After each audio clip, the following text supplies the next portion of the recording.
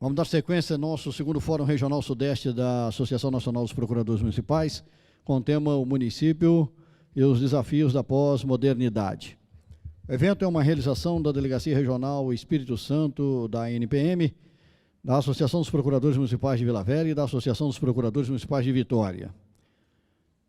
Mais uma vez, queremos registrar aqui os nossos agradecimentos à Softplan, nossa patrocinadora, que, aliás, fará um sorteio. Aqueles que estavam aqui ontem, nós informamos que temos lá na recepção post-it, escreva uma frase sobre o que você pode fazer de melhor na sua procuradoria, o que fazer para melhorar a sua procuradoria. Uma frase simples, mas não esqueça de colocar seus dados, porque ao fim, colhe esse post-it no painel que está lá na recepção. No final, nós faremos, final do evento, após a palestra do ministro, nós faremos o sorteio de um Kindle e outros brindes que a Softplan vai nos ofertar. Então, estão todos convocados ao desafio de fazer uma sugestão para a melhoria da sua procuradoria e concorrer aos prêmios. Muito bem, esse evento tem também o apoio inestimável da FDV. O professor Helder já nos honra aqui com sua presença. Tão gentilmente, professor Helder, queria aproveitar para manifestar aqui nosso sincero agradecimento à senhora, toda a equipe da FDV, que tão carinhosamente está nos acolhendo neste evento. Também agradecer ao OAB Seccional do Espírito Santo, à Federação dos Procuradores Municipais do Rio de Janeiro, Associação dos Procuradores Municipais de São Paulo, também de Fortaleza, João Pessoa, Porto Alegre, as associações locais do Espírito Santo, Aracruz, Cachoeira Itapemirim, Cariacica, Guarapari, Linhares, Serra e Viana, os nossos colegas apoiadores, o nosso muito, muito obrigado. Nosso próximo painel tem como tema os desafios das políticas públicas para a efetivação dos direitos fundamentais. Vamos convidar nosso colega, coordenador científico do evento, Tiago Viola, para que presida a mesa.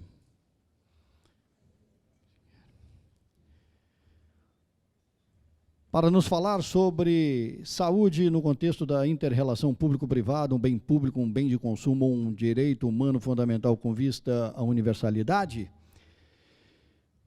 Está conosco a professora Elda Coelho de Azevedo Singer, livre-docente da Universidade do Rio de Janeiro, pós-doutora em saúde coletiva pela Universidade Federal do Rio de Janeiro, doutora em bioética pela Universidade de Brasília, mestre em Direitos e Garantias Fundamentais aqui pela Faculdade de Direito de Vitória, também mestre em enfermagem pela Federal do Rio de Janeiro, graduado em Direito pela Faculdade de Direito de Vitória, graduado em enfermagem e obstetrícia pela Universidade Federal do Espírito Santo, coordenador do programa de pós-graduação em Direito aqui da FDV, coordenadora de pesquisa dessa mesma instituição, é também coordenadora do grupo do BioGEP, Grupo de Estudos, Pesquisa e Extensão em Políticas Públicas, Direito à Saúde e Bioética. Professora, doutora, me permita parar a leitura do currículo pelo meio. Muito obrigado, professora Elda. Também nos honra aqui com sua presença, festejado professor Adriano Pedra, que nos falará sobre deveres fundamentais das pessoas e efetivação de políticas públicas. Doutor Adriano, doutor em Direito do Estado pela PUC de São Paulo, mestre em Direitos e Garantias Fundamentais aqui pela FDV, mestre em Física Quântica pela UFES, especialista em Justiça Constitucional e Tutela Jurisdicional de Direitos pela Universidade Egli Studi de Pisa, Itália, especialista em Economia e Direito do Consumo pela Universidade del Castilla e La Mancha, bacharel em Direito pela UFES, bacharel em Física também pela UFES. Realizou pós-doutorado no Centro de Direitos Humanos da Faculdade de Direito da Universidade de Coimbra, professor permanente aqui do Programa de Pós-Graduação em Estrito Senso, mestrado e doutorado em Direitos e Garantias Fundamentais aqui da FDV. Professor.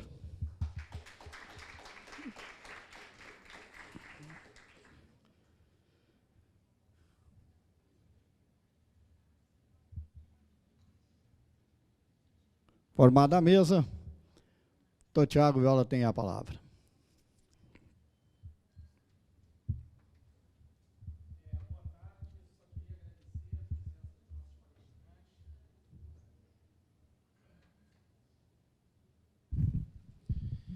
Queria agradecer a presença dos nossos palestrantes, da nossa palestrante anfitriã, doutora Elda, nosso palestrante, doutor Adriano Pedra, que hoje vão falar um pouquinho para a gente dos desafios da efetivação das políticas públicas, das quais nós tanto falamos nesses 3 dias de evento aqui.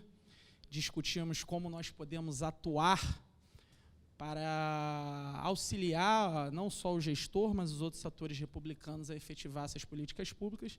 E agora nós vamos poder aprender um pouquinho mais com pessoas que discutem diuturnamente essas políticas públicas. Muito obrigado. Vou passar agora o microfone para a doutora Elda.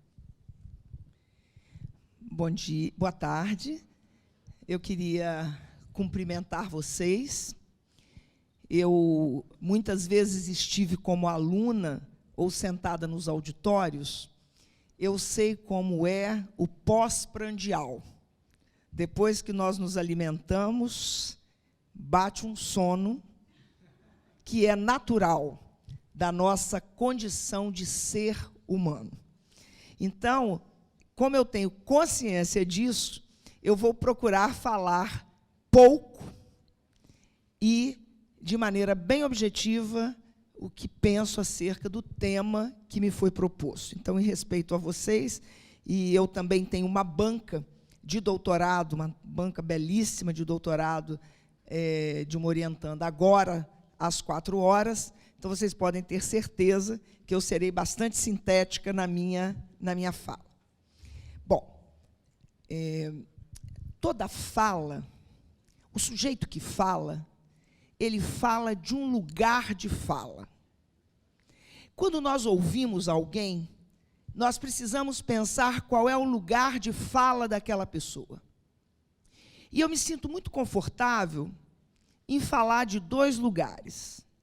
Eu militei na área da saúde por quase 30 anos, na Universidade Federal do Espírito Santo, como professora da Universidade Federal do Espírito Santo, trabalhando com bioética, com direito à saúde e com políticas públicas de saúde, com a gestão da saúde. Fui gestora da saúde, fui consultora do Ministério da Saúde, consultora da Organização Pan-Americana de Saúde e da Organização Mundial de Saúde, da OPAS e da Organização Mundial de Saúde. Estou dizendo isso porque os problemas ligados ao município e a questão da efetivação do direito à saúde me são muito caras. Eu sou uma municipalista, eu sou uma defensora da municipalização, e em cima deste lugar de fala é que eu pretendo me pronunciar nesse momento. Mas um outro lugar de fala que eu ocupo é o lugar de uma professora de direito, que tem também uma formação em direito, e que vivencio os debates do direito constitucional e da efetivação do direito fundamental à saúde a partir da Constituição de 88. Mas eu queria, nestes 2 lugares de fala, tendo a observação do lugar do direito e a observação do lugar da gestão em saúde, ponderar algumas questões com vocês. Talvez eu seja, neste auditório, uma das pessoas, não mais velha, mas com maior número de anos, porque isso é diferente. Talvez eu seja uma das pessoas com o maior número de anos vividos. E nestes anos vividos, eu tive a única vantagem do número de anos vividos, é a oportunidade de ter experienciado coisas a mais do que quem é mais jovem do que a gente. E eu tive o privilégio de viver a efervescência da Constituinte. Eu tive o privilégio de participar do movimento da reforma sanitária, que foi o movimento que nos levou a este belo edifício chamado SUS, que está consignado no capítulo da saúde na Constituição. Muitas das coisas que fundamentaram cada um desses artigos fizeram parte do debate encetado no qual eu estava presente, sentada redigindo textos que iriam municiar os deputados e os senadores, naquele momento, os constituintes, para que eles pudessem, então, aprovar o SUS e aprovar a política pública de saúde.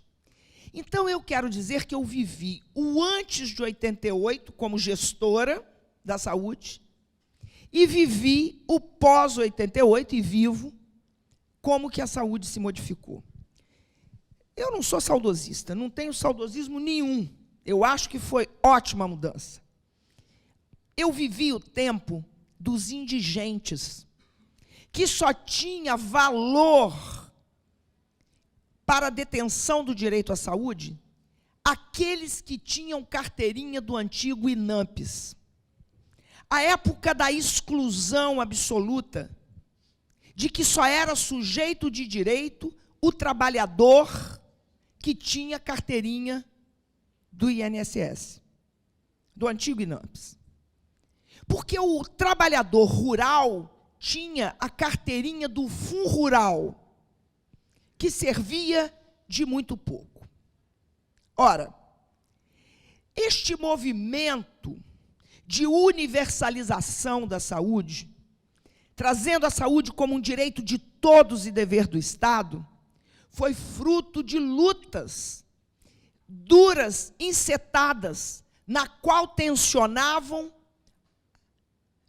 o privado e o público.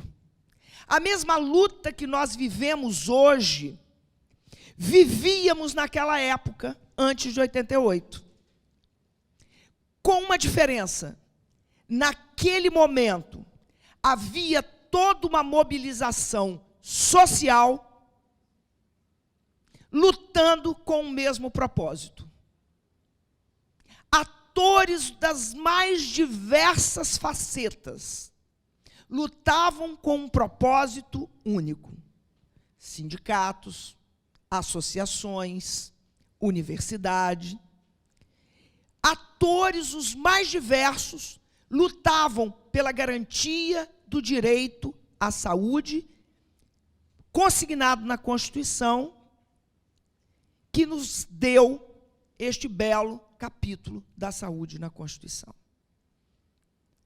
Nós vivemos hoje um momento tão grave, ou se não mais grave, do que o que vivíamos antes de 88.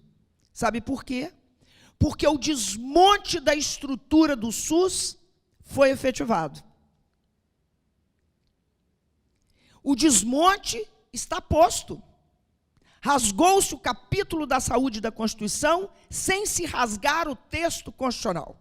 Rasgou-se o espírito da Constituição sem que se rasgasse o texto constitucional. Ora, o que eu estou querendo dizer é que a situação hoje é pior por alguns motivos. Naquele momento, a sociedade estava mobilizada para garantir a inclusão de todos no direito à saúde. Ora, quando o SUS surge em 1988, ele surge a partir de 3 princípios de doutrina que nos são muito caros. O princípio da universalidade, direito de todos e dever do Estado. O princípio da integralidade, ou seja, não é um pacote básico da saúde, não é o mínimo existencial, não é um pacote de medicamentos, não é um rol taxativo de direitos a determinados medicamentos, mas o princípio da integralidade, no qual está consignado ponto de vista interpretativo, que a integralidade doutrinariamente se coloca como a possibilidade de garantir a todos o máximo de saúde possível num dado tempo histórico. Num dado tempo em que o estado da arte nos permita, do ponto de vista tecnológico, do ponto de vista de expertise, do ponto de vista de políticas, termos a integralidade das nossas necessidades atendidas. E o terceiro princípio do SUS, de doutrina, que é o princípio fundamental para nós, o princípio da equidade, ou seja, que todos tenham, não igualmente, mas desigualmente, o atendimento às suas necessidades na medida da sua desigualdade. Ora, estes três princípios de doutrina do SUS foram consolidados a partir de 3 ou 4 princípios de organização do SUS. Nós temos o princípio da regionalização, o princípio da hierarquização, que trabalha a questão do sistema único de saúde, enfim, outros princípios. Mas todos eles baseados na ideia da municipalização da saúde. Bora, por que eu fiz esse histórico? Eu fiz esse histórico porque o SUS é fruto de um projeto assinado pelos principais líderes da saúde do mundo e governos do mundo, chamado Declaração de Alma-Ata. Pela questão da Declaração de Alma-Ata, nós teríamos até o ano 2000 saúde para todos. O princípio posto era, na Declaração de Alma-Ata, saúde para todos no ano 2000. No ano 2000, nós não alcançamos saúde para todos. Milhares e milhões de pessoas não têm acesso a nenhum serviço de saúde no mundo.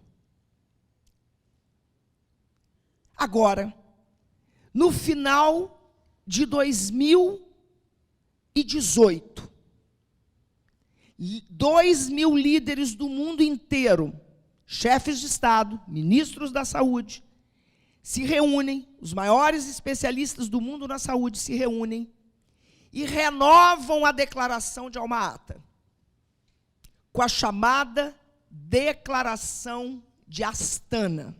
Pouca gente sabe disso. Declaração de Astana. Por que eu estou trazendo esses dois documentos? Vocês podem estar dizendo assim, olha, ela foi chamada aqui para discutir a questão da relação público-privada na saúde e para discutir como que essa saúde se efetiva no plano municipal. E eu queria dizer que estes dois documentos são de fundamental importância para nós. Por que são de fundamental importância? Porque estes documentos trazem, nos seus incisos, nos seus artigos, uma questão que atinge vocês, procuradores municipais. Porque estas declarações afirmam que o único modo de alcançar saúde para todos passa pela atenção básica. Atenção básica de saúde. Não se efetiva o direito à saúde com a judicialização da saúde. Não se efetiva o direito à saúde para todos, universal, integral e igualitário e equânime, com fornecimento de atenção secundária, terciária e quaternária. Estes documentos, que são os dois mais importantes documentos internacionais sobre a saúde, eles mostram que a efetivação do direito à saúde só poderá ser garantida, a concretização, melhor dizendo, do direito à saúde, só se dará para todos, integralmente e equanimemente, se os estados, se o Estado, vamos dizer assim, se o Estado investir na atenção primária. E quem é responsável pela atenção primária é o município. Então, eu diria a vocês que para que nós possamos ter alcançado o objetivo do direito à saúde para todos de forma plena, integral e igualitária, só será possível se os municípios garantirem de forma plena a atenção primária. Parece tão simples, mas não é. Aí é que mora o problema. O que é atenção primária? Atenção primária é a prevenção, atenção primária é a promoção da saúde.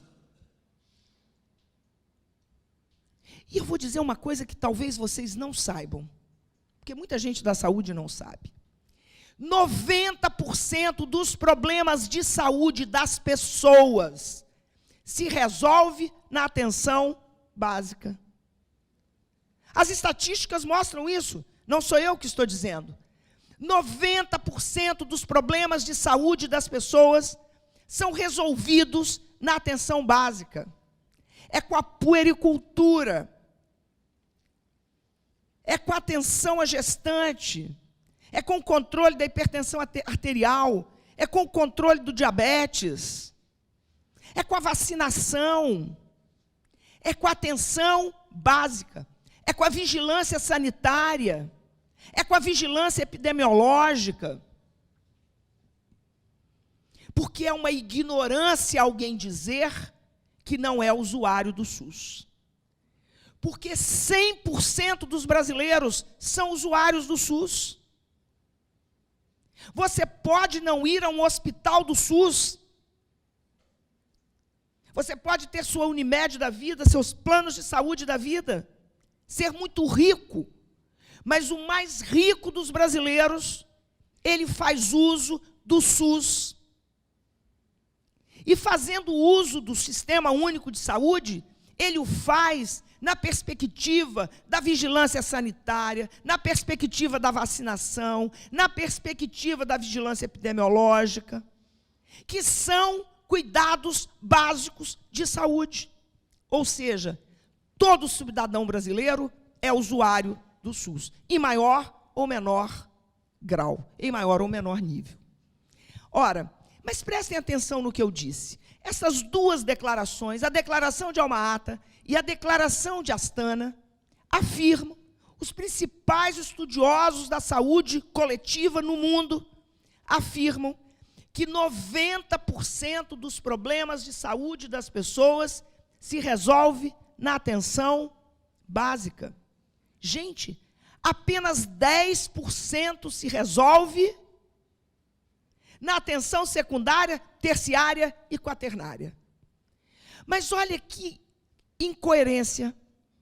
90% dos recursos da saúde pública estão alocados na atenção secundária, terciária e quaternária, que não está na mão do município. Esse é um problema. Ora, se 90% dos problemas de saúde das pessoas se resolve na atenção básica, por que é que 90% dos recursos da saúde estão alocados no Estado e no governo federal e não nos municípios? Há uma incoerência que precisa ser trabalhada por nós. Precisa ser entendida por nós. É a importância do município. De nada adianta municipalizar a saúde se não municipalizar o dinheiro. O governo do Estado tem legislação própria sobre a questão da transferência de recursos para o município na saúde. E o que fez o governo do Estado? O atual governo, eu falo da academia é um lugar de muita tranquilidade, que a gente fala sem nenhuma preocupação, ou pelo menos não devia ter, né? O governador Casagrande, no seu último mandato, sem ser esse, ele aprovou lá no seu mandato uma lei, claro, a Assembleia, né? Mas ele aprovou uma lei de que o Estado teria responsabilidade de transferir X% para o município. E ele transferiu durante um tempo. No último ano do seu governo, ele não transferiu. Paulo Artung entrou, não transferiu os recursos para o município. Porque dinheiro é poder. Dinheiro é poder.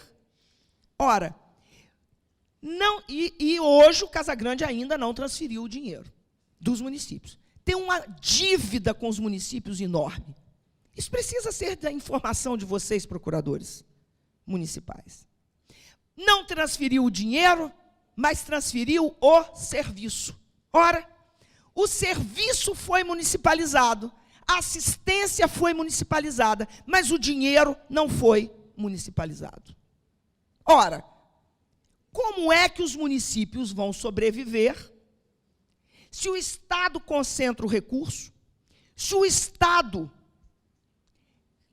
brasileiro sistematicamente vem prorrogando a DRU, a desvinculação das receitas da União, sistematicamente há anos. Depois vem a PEC do teto dos gastos. E o Estado continua não transferindo para o município. Os municípios estão arrochados na questão da saúde. Eu não entendo as outras coisas. Mas na questão da saúde, os municípios estão arrochados. Porque eles receberam um pacote enorme de serviços que foram municipalizados, mas não receberam o recurso que é de responsabilidade do governo estadual e do governo federal. Ora, vejamos, lembrando, de uma maneira sistemática, se a responsabilidade pela atenção básica está nas mãos do município, se o município é o responsável pela atenção básica, ele precisa ter o recurso do governo federal para a execução da atenção básica. Agora, por que é que o dinheiro está na mão da iniciativa privada? Que é outra questão que nós precisamos ver. No estado do Espírito Santo, em torno de 80% do dinheiro da saúde, do dinheiro público da saúde, está nas mãos do privado. Porque não me venham dizer que as organizações sociais não são privados. Porque eu aprendi, há muitos anos, que tem 1000 configurações de natureza jurídica para esses entes todos. Mas o que diferencia o ente público de um ente privado é o interesse público e o interesse privado. Público é aquilo que tem interesse público. Privado é aquilo que tem interesse privado. Por que que a gestão dos serviços de saúde se encontra nas mãos das organizações sociais de saúde? Eu fiz uma pesquisa que durou 4 anos, envolvendo 8 universidades brasileiras. Fundação Oswaldo Cruz, Federal do Rio de Janeiro, a USP, Federal de Minas Gerais, várias instituições. Eu coordenei a perna da pesquisa que estudou as organizações sociais da saúde. A pesquisa tinha várias pernas. Nós estudamos o complexo econômico e industrial da saúde. E eu fiquei responsável por mergulhar nas organizações sociais da saúde. E eu explico por que eu vou discutir isso a partir do município. Por conta da relação e do tensionamento público e privado. Sabe por quê? Porque as OS nunca se interessaram no passado pelos municípios.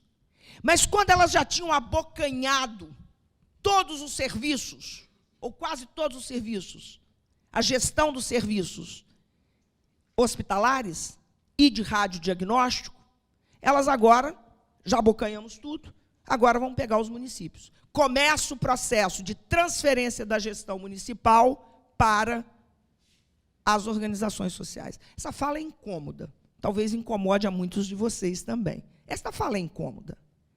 Mas é claro que as organizações sociais, gestadas, que é o modelo de gestão hoje posto, gestadas lá no governo Fernando Henrique, num projeto de Bresser Pereira, do plano de reforma do Estado, pensou este modelo de privatização sobre o nome bonito de organizações sociais da saúde, sobre a pecha do servidor público e do serviço público, de que o serviço público, o servidor público era ineficiente, que o serviço público era não econômico e que o serviço público não era transparente, era lugar de corrupção. Estes 3 pilares sustentaram o plano Bresser e sustentaram o plano de reforma do Estado no governo Fernando Henrique. Trazendo que o Estado era incompetente, o gestor público era incompetente, era ineficiente, portanto ineficiente, que o Estado custava caro e que não havia transparência, havia corrupção. Olha que interessante. A corrupção está posta em quase todas as organizações sociais desse país. Eu estudei, mergulhei, tracei um perfil das 10 maiores organizações sociais da saúde no Brasil. Elas são verdadeiros conglomerados. Elas estão espalhadas por todo o país. A ProSaúde, que nós acabamos de assistir, dos seus conluios com a Igreja Católica no Rio de Janeiro, como tem o conluio no Espírito Santo, da OS, que gerencia o Hospital Jaime dos Santos Neves, com a OS do Hospital Evangélico. Estas organizações são altamente lucrativas. O jornal Folha Econômico listou entre as empresas mais lucrativas do país a SPDM, que é uma das maiores OS, a OS mais rentável do país. Eu estudei as 10 maiores OS do país por rentabilidade. E é muito interessante, porque o contrato, porque a natureza jurídica dela não pode ter lucro. Mas elas são inseridas no ranking das mais lucrativas. Ora, é claro que tem lucro. É claro que tem lucro. Quem são os donos das OSs? Pega nos portais da transparência, eu peguei, tem um livro publicado sobre isso. Pega nos portais da transparência, eu tenho todos esses dados.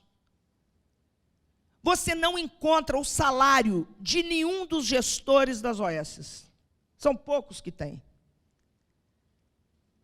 Tem gestor da OS ganhando 400 mil reais, 300 mil reais. Ou isso não é lucro? Claro que é. Ou tem dono ou não tem dono. Mas essa é a forma mais banal de lucro, porque a grande lucratividade das OSs, ela está na compra de serviços, no desmonte do serviço público, no desmonte do concurso público, que é do espírito constitucional também, da igualdade de contratação. Quem são os prestadores das OSs? São empresas, os médicos viraram empresas. As organizações estão terceirizadas, quarteirizadas. A pejotização é um fenômeno jurídico que nós precisamos avaliar. Os trabalhadores da saúde viraram PJ. E nesse processo, nós vemos no Espírito Santo, todos nós sabemos disso, é porque fica escamoteado, claro, mas nós sabemos disso, as brigas entre as corporações, dos anestesistas, dos ortopedistas, de não sei o quê, para pegar e para abocanhar esse ou aquele serviço. Não estou falando de uma corporação aqui ou dali, eu estou falando de uma lógica do sistema que captura o trabalhador e o transforma nessa disputa que não poderia haver. Não é um problema da categoria médica por si só.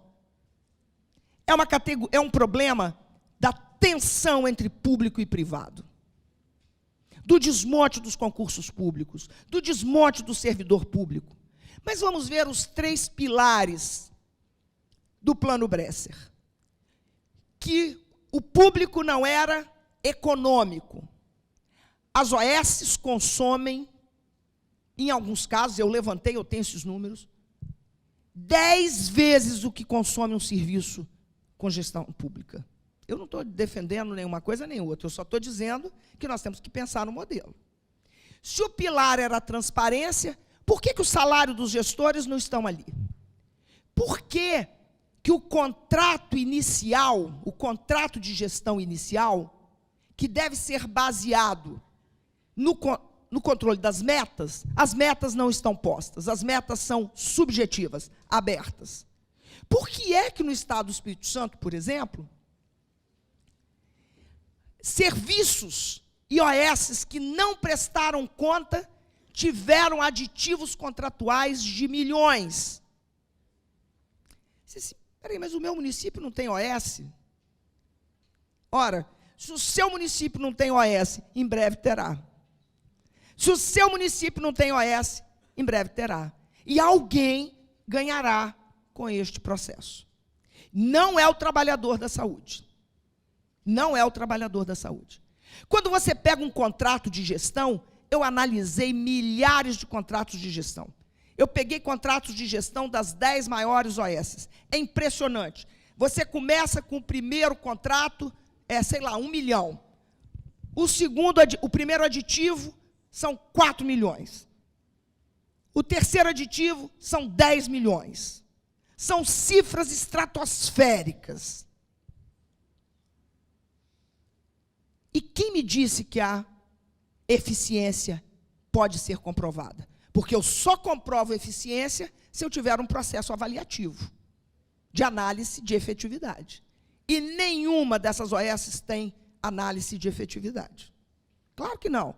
É muito fácil uma OS ser eficiente, por exemplo, o Jaime dos Santos Neves. Aí vocês analisam no campo municipal, as unidades de saúde. Você recebe um aparelho novo, todo montado, equipamento que eu digo, né? Um equipamento novo, um prédio novo, todo montado, todo equipado. Você recebe transferência de pessoal e você recebe rios de dinheiro para você administrar do jeito que você quiser. Ora, é claro que a atenção público-privada está posta. A iniciativa privada, o mercado, que perdeu lá em 88, deixou uma porta aberta, que foi o princípio da complementaridade. A saúde deve ser prestada prioritariamente pelo público, mas em caráter complementar, o Estado poderá comprar serviços. Essa perninha, complementar é residual, complementar é pouquinho, complementar é aquele município lá de Bitirama, no Alegre, pequenininho, que não tem como ter um tomógrafo, ele compra um serviço no Alegre, ele compra um serviço em outro lugar. Complementar é residual, mas hoje, 80% dos recursos da saúde estão na mão da iniciativa privada. Isso não é complementar. Quem virou residual é a gestão pública. Eu queria dizer, então, a vocês, eu não sei, eu perdi um pouco a questão da noção do tempo. Quanto tempo? 5 minutos eu fecho. O que eu queria dizer a vocês é o seguinte: vocês, procuradores, têm uma responsabilidade tremenda. Uma responsabilidade de entender qual é o espírito da Constituição e como é que esse espírito é rasgado todos os dias.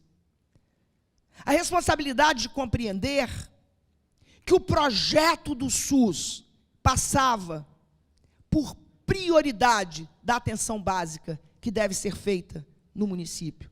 Mas não se faz atenção básica sem recursos. Não se faz atenção básica sem recursos. O Estado transferiu o serviço, a responsabilidade, não transferiu o dinheiro. Que mecanismos jurídicos os municípios podem ter para além das negociações políticas, obter a transferência desses recursos? Eu não sei, vocês é que são os... E eu disse na abertura, entendo vocês e vejo vocês a partir do princípio da autonomia. Vocês não são procuradores do prefeito. Vocês não são advogados dos prefeitos.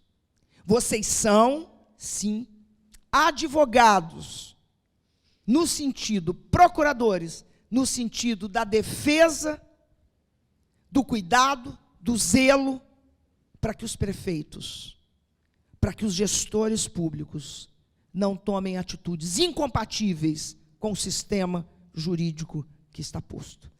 Compreender este lugar de fala de vocês, esse lugar de caneta de vocês, é fundamental para que vocês possam executar aquilo que está posto a vocês como responsabilidade, como missão, que é a missão, certamente, de garantir que as políticas públicas municipais, e no caso em que defendo, a política pública de saúde, seja feita não de forma a beneficiar uma minoria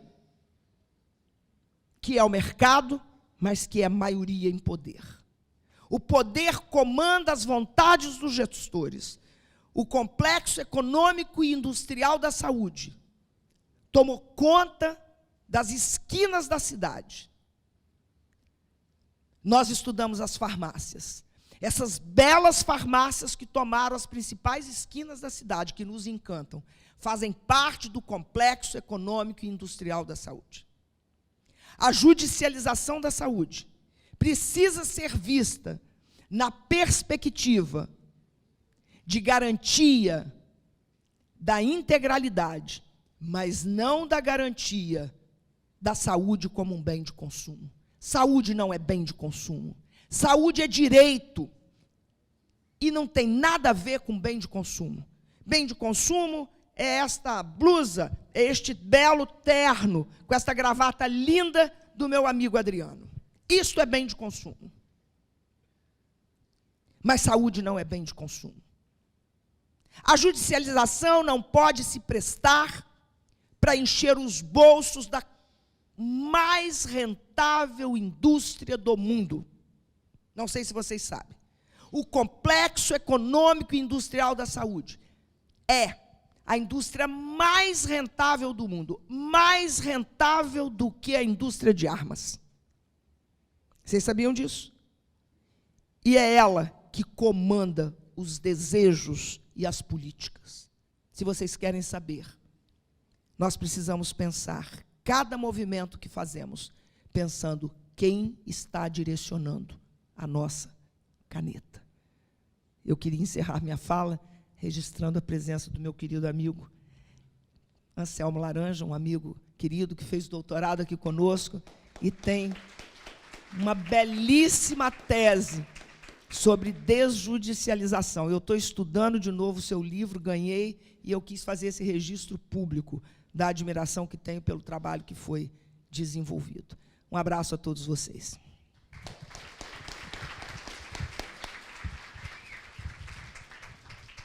Queria agradecer mais uma vez a doutora Elda pelas belíssimas palavras e com o dom da oratória que lhe foi concedido. É sempre muito impressionante ver você falar.